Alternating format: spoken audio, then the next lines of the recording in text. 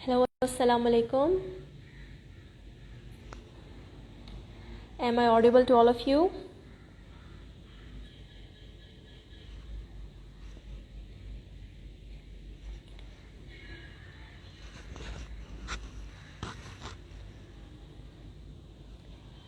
बिस्मिल्लाहिर्रहमानिर्रहीम। आज का जो सेशन है वो मैंने इसीलिए रखा है क्योंकि स्टूडेंट्स के बहुत ज़्यादा सवाल आ रहे थे रिगार्डिंग डिफरेंट क्वेरीज़ के हम कहाँ से स्टार्ट करें, कैसे स्टार्ट करें। हमें सिलेबस कवर करने में मसला आ रहा है, हमें पास्ट पेपर्स का सलूशन करने में मसला आ रहा है। मैम हम इंग्लिश पे कैसे फ़ोकस करें। तो ये एक छोटा सा सेशन होगा उन तमाम स्टूडेंट्स के लिए। सबसे पहले तो हमें ये देखना है कि हम एज ए स्टूडेंट और एज ए एस्पायरेंट कहाँ पे रिलाई करते हैं।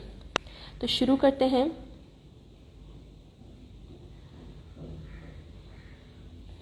जो लोग मुझे नहीं जानते, I am Mahwish and I am educationist here in Torchbearer CSS Academy, TBA Karachi. Admissions are open. You can join us and visit us at our campus. तो हम बात कर रहे थे स्टूडेंट्स की, और यू कैन से एस्पायरेंट्स जो CSS करना चाहते हैं। हमें ये समझना बहुत ज़रूरी है कि हर स्टूडेंट की अपनी कुछ स्ट्रेंथ्स होती हैं और वीकनेसेस होती हैं। हम सारे स्टूडेंट्स को एक ही कैटेगरी में हम नहीं डाल सकते उनके कि आप इस सब लोग इसी कैटेगरी से बिलोंग करते हैं। तो इसीलिए TBA पर हमने टॉर्चबियर CSS एकेडमी पर स्टूडेंट्स की डिवीज़न बनाई हुई है।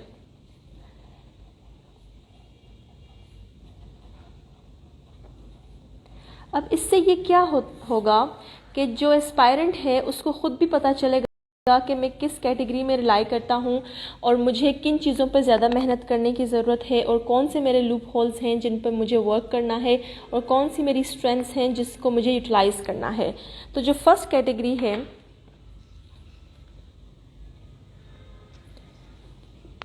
उसको हम नाम देते हैं ब्राइट स्टार्स के नाम से।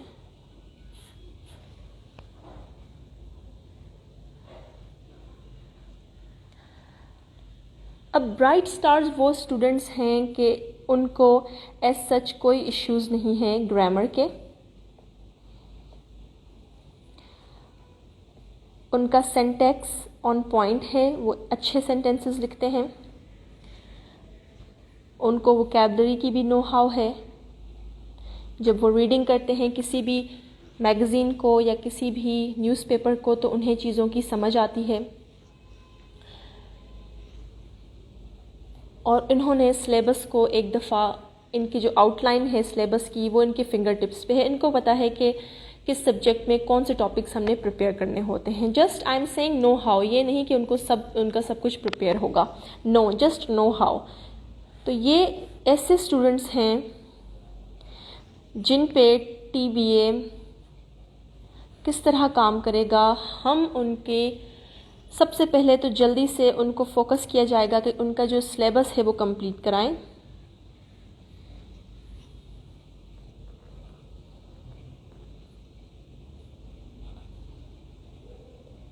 ठीक हो गया। इससे क्या होगा कि जब उनका एक दफ़ा सिलेबस कंप्लीट हो जाएगा CSS का, तो उनको पता चल जाएगा, वो अपने नोट्स बना लेंगे, लॉन्ग नोट्स बना लेंगे। एक दफ़ा वो अपना फर्स्ट स्टेप पास कर लेंगे। फिर हमने बात की कि उनको कोई ग्रामर के ऐसे इश्यूज़ नहीं हैं, उनको इन इंग्लिश रिलेटेड कोई मेजर प्रॉब्लम्स नहीं हैं। तो वो सेकंड स्टेप हम क्या करेंगे, complete emphasis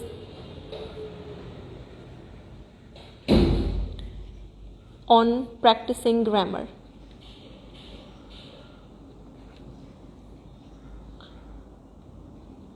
or you can say English.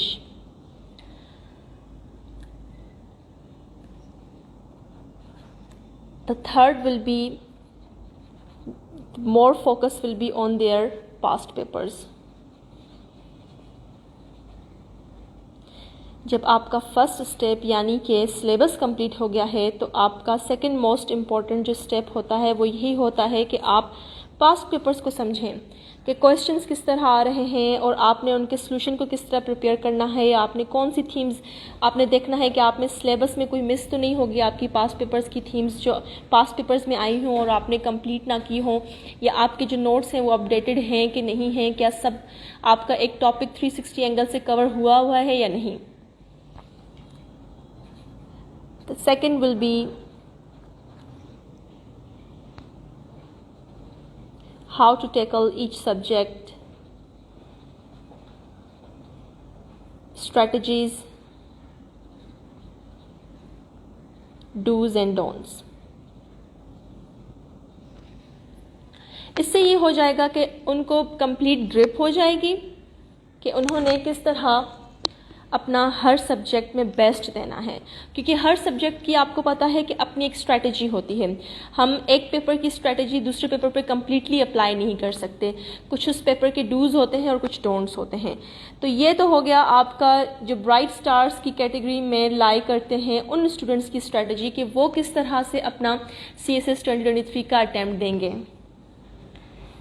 फिर last but not the least, extensive mocks, complete evaluation,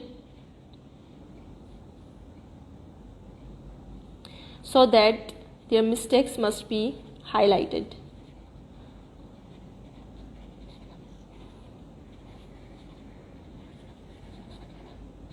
ठीक हो गया.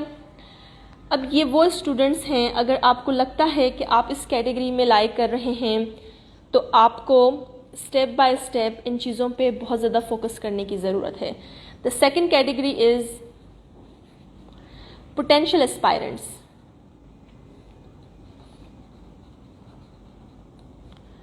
अब ये वो स्टूडेंट्स होते हैं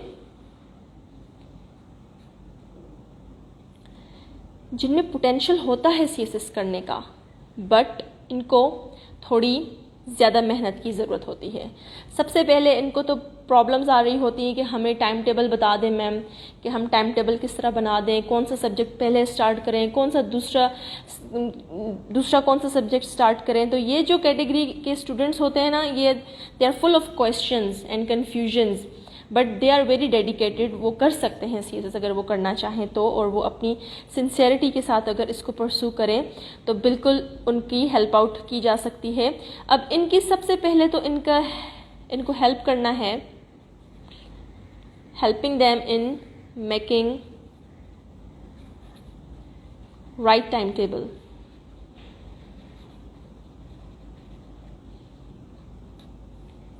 फिर उनका जो स्टडी का स्केड्यूल होगा, give them right study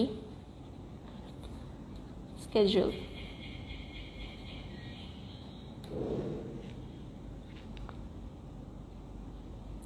how to make notes, इनको इसमें भी गाइडेंस चाहिए होती है.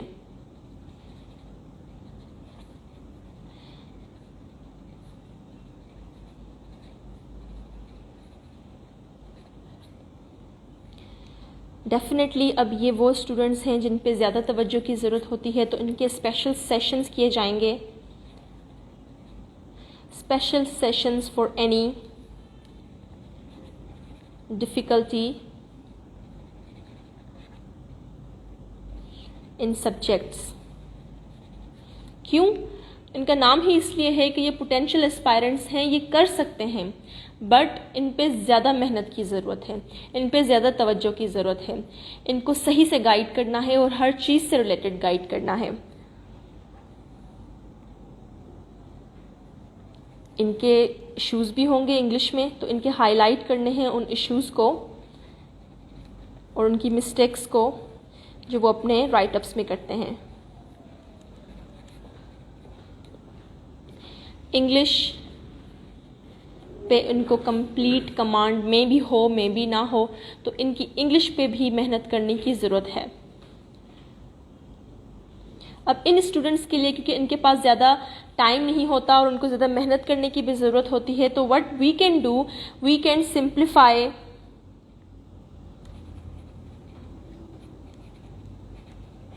course for them in order to save their time.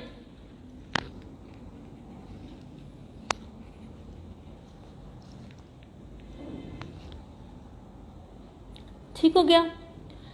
अब इनके साथ ये है कि इनको डेली एक पैराग्राफ इंग्लिश में लिखने की बहुत ज़्यादा ज़रूरत है और उसकी इवैल्यूएशन भी बहुत ज़्यादा ज़रूरी है, क्योंकि ताकि उनको पता चले कि इनके मिस्टेक्स कहाँ कहाँ पर हैं। क्या इनको कंप्लीट ग्रामर पे काम करने की ज़रूरत है या इनकी थोड़ी बहुत मिस्टेक्स हैं, ज़्यादा मिस्टेक्स नहीं है। तो ये potential aspirants they can do CSS but they need complete right direction guidance and complete sincere evaluation. और इस तरह से ये थोड़े से टाइम में सिंसियर डेडिकेशन के साथ हार्ड वर्क करके अपने आप को प्रिपेयर कर सकते हैं CSS के लिए। तो फर्स्ट कैटेगरी हो गई ब्राइट स्टार्स की, जिनके एज सच इश्यूज़ नहीं होते ग्रामर में, सेंटेक्स में उनकी वोकैबुलरी की थोड़ी बहुत अंडरस्टैंडिंग होती है और प्रैक्टिस होती है, और उनको थोड़ा बहुत नो हाउ ज़रूर होता है अपने सिलेबस का, आउटलाइंस का, कि हर सब्जेक्ट की कौन सी आउटलाइन होती है। और फिर बारी आती है सेकंड कैटेगरी की, दैट इज़ पोटेंशियल एस्पायरेंट्स। इनको टाइम टेबल भी बना के देना पड़ता है, उनको राइट स्टडी शेड्यूल भी बनाना पड़ता है कि हम किस तरह नोट्स मेकिंग करें और इस सवाल को, इस टॉपिक को मैम किस तरह प्रिपेयर करें। और उनको डिफ़िकल्टी आ रही होती है उनकी इंग्लिश में, उनकी वैल्यूएशन रोज़ होना बहुत ज़रूरी होती है ताकि उनके लिए आसानी हो जाए कि वो अपनी प्रिपरेशन को किस तरह लेके चलें। फिर बात करते हैं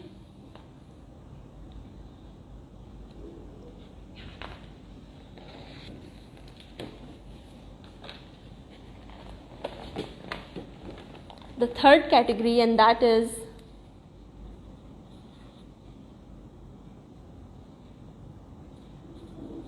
my most favorite, sincere strugglers. इस कैटेगरी में जो स्टूडेंट्स होते हैं मुझे वो बहुत अच्छे लगते हैं, क्योंकि उनमें एक पैशन होता है CSS करने का। वो बहुत क्लियर होते हैं कि हमने क्या अचीव करना है और हमें कितनी मेहनत करनी पड़ेगी। तो TBA ऐसे स्टूडेंट्स के लिए उनको एक्स्ट्रा क्लासेस भी प्रोवाइड करता है। ठीक है, अगर एक दफ़ा में आपको एक टॉपिक समझ नहीं आया और आप दोबारा से उस टॉपिक की क्लास हो रही है, उस सब्जेक्ट की अगर क्लास हो रही है, we will allow you to take those classes, no problem. Please go ahead and take those classes so that the things must be crystal and clear for you. ठीक हो गया। एक्स्ट्रा क्लासेस उनको लेनी पड़ती हैं। फिर बारी आती है, क्या टीचर्स विलिंग हैं उनको एक्स्ट्रा टाइम देने के लिए। जो टीचर्स का फ्री टाइम है, इस फ्री टाइम में these sincere strugglers can come and ask as many questions as they want. इनको थोड़ा सा as compare to potential aspirants and bright stars थोड़ा सा ज़्यादा टाइम दरकार है।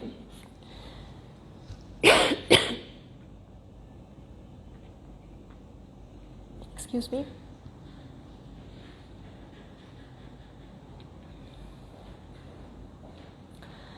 अब इनके साथ क्या है कि इनके लिए स्ट्रेटजी थोड़ी डिफरेंट है, क्योंकि इन्हें चीज़ों की एफ़र्ट्स पुट करनी पड़ रही हैं बहुत ज़्यादा चीज़ों को समझने में और अंडरस्टैंड करने में। तो इनके लिए मैनेजमेंट ये कर सकती है, management will help them to overcome their weaknesses. Now these weaknesses can vary from person to person. इनको किसी को सब्जेक्ट्स में प्रॉब्लम आ रही है कि अच्छा मुझे इसमें प्रॉब्लम है, किसी को टाइम मैनेजमेंट में इशू आ रहा है कि मैम टाइम मैनेज नहीं कर पा रही है, मैं टाइम मैनेज नहीं कर पा रहा। किसी को थोड़ा मैं ये कहूँगी मेंटली एग्जॉस्शन है कि वो इतनी एक्सटेंसिव स्टडीज़ नहीं कर पा रहे हैं, उनको कोई और प्रॉब्लम है, तो टीबीए की मैनेजमेंट ये चाहती है कि क्लासेस बेशक सारे स्टूडेंट्स सेम ही लें, मगर ये जो कैटेगरीज बनाई गई हैं स्टूडेंट्स की, ब्राइट स्टार्स, पोटेंशियल एस्पायरेंट्स और सिंसियर स्ट्रगलर्स, ये इसीलिए हैं कि एडमिनिस्ट्रेशन या मैनेजमेंट उनको कैटेगराइज करे और उनको पता हो कि कौन सा स्टूडेंट किस कैटेगरी में लाई करता है और कौन सी आउटलाइन है या कौन से पॉइंट्स हैं जो हमने फॉलो करने हैं इन स्टूडेंट्स को तैयार करने के लिए कि वो अपना CSS 2023 का अटैम्प्ट बहुत अच्छे से दें और इंशाल्लाह पास भी हों। तो इन स्टूडेंट्स के लिए each subject will be handled at a time to make it easier for them. अब ये कर सकते हैं कि सी शेयरिंग इज़ केयरिंग। अब जो इवैल्यूएशन और जो राइटअप्स आपके ब्राइट स्टार्स की कैटेगरी के स्टूडेंट्स प्लस पोटेंशियल एस्पायरेंट्स की कैटेगरी के स्टूडेंट्स लिख रहे हैं, एवेल्यूएट करा रहे हैं, that material, all material you can say, उनके जो राइटअप्स हैं वो जो चेक करवा रहे हैं, एवेल्यूएट हो रहे हैं, all material of bright stars and potential aspirants will be provided to them. ये क्यों ज़रूरी है? देखें, आप स्टेप नंबर 4 पर हैं अपनी प्रिपरेशन के, ठीक है, आपने क्रैक कर लिया है स्टेप नंबर 1, 2, 3। अब आप पे जो एफर्ट्स लगी हैं उन स्टेप 2, 3, 4 पे, तो इससे ये हो जाएगा कि आपकी जो ये सारी इवेल्यूएशन हुई है, आपने जो चीज़ें अंडरस्टैंड की हैं, आपको जो सिखाया गया है, तो ये स्टूडेंट्स जो अभी तक स्टेप 1 पे हैं तो उनको वो प्रोवाइड किया जाए ताकि उनका जो बहुत ज़्यादा टाइम लग गया है स्टेप 1 पे, वो थोड़ी उनकी टाइम की बचत हो जाए। समझ रहे हैं मेरी बात? और इनके लिए स्पेशल कंसल्टिंग आवर्स हैं मैनेजर के साथ या आपके कोऑर्डिनेटर के साथ, ताकि इनकी सही से हेल्प हो। ख्वाब तो सबका है ना, किसी भी आप कैटेगरी में रिलाई करें, if you are in first category और सेकंड और थर्ड, ड्रीम तो सबका है ना CSS करना। So we are here to help you to achieve your dream. अब इनके लिए ये बहुत ज़्यादा ज़रूरी है कि कंप्लीट चेक रखा जाए ऑन देयर प्रोग्रेस। क्यों? क्योंकि मोटिवेशन की जो थोड़ी बहुत कमी होती है वो इनमें पाई जाती है। जब आपको चीज़ों पर टाइम लग रहा है और आप इतनी ज़्यादा आउटपुट्स नहीं दिख रहा आपको किसी एक दिन में या 2 दिन में, तो मोटिवेशन थोड़ी सी कम होना शुरू हो जाती है। तो ऐसे स्टूडेंट्स के लिए कंप्लीट चेक उनकी प्रोग्रेस पे रखना बहुत ज़्यादा ज़रूरी है और उनका मोटिवेशन लेवल डाउन ना हो, इसलिए उनके साथ इंटरैक्टिव सेशंस होना भी बहुत ज़रूरी हैं। तो आपके अगर कोई क्वेश्चंस हैं रिलेटेड टू योर प्रिपरेशन और anything, you may ask.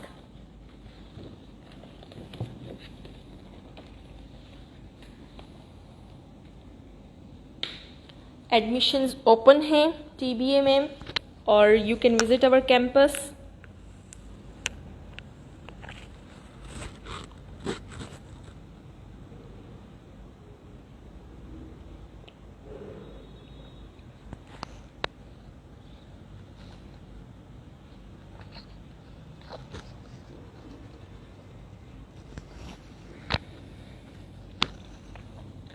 Our students are as well joining. Hi Aksal, how are you?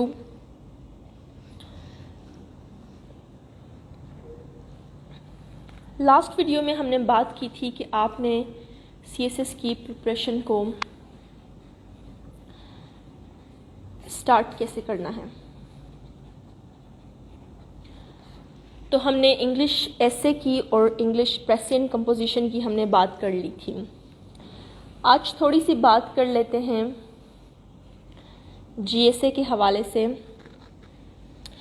Am also fine, thank you. How is your preparation going? अब देखें, GSA पे emphasis और focus देना बहुत ज़्यादा ज़रूरी है। क्यों? क्योंकि आपको पता है कि स्क्रीनिंग में MPT जो है आपका, उसमें आपके 60 जो मार्क्स हैं वो एबिलिटी के पोर्शन के हैं। ऑल्दो जो रिटन पार्ट है GSA का, उसमें आपके होते हैं 20 नंबर MCQs के, 40 आपके साइंस से होते हैं और 40 आपके एबिलिटी से होते हैं। मगर MPT में 60 मार्क्स हैं एबिलिटी से। तो देखें आप, इस पेपर की जो इम्पोर्टेंस है वो बहुत ज़्यादा हो गई है और ये एक ऐसा पेपर है जिसमें आप स्कोर कर सकते हैं। ठीक है, जिनका साइंस बैकग्राउंड है, आई कैन अंडरस्टैंड कि उनके कॉन्सेप्ट्स क्लियर होंगे। अगर साइंस के स्टूडेंट्स हैं तो ये मार्क्स स्कोर करना उनके लिए बिल्कुल भी कोई प्रॉब्लमेटिक नहीं होना चाहिए। अगर आप इंजीनियरिंग बैकग्राउंड के हैं तो आपके लिए, आपके मैथमेटिक्स आपकी अच्छी होगी और आपके लिए ये मार्क्स स्कोर करना कोई बड़ी बात नहीं है। मगर दो चीज़ें हैं यहाँ पर। अब जो साइंस बैकग्राउंड से होते हैं वो थोड़े,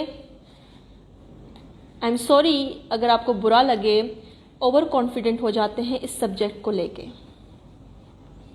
ठीक है, वो कहते हैं हमें तो आता है भाई, मैट्रिक की चीज़ें हैं ये, हमने तो पढ़ी हुई हैं।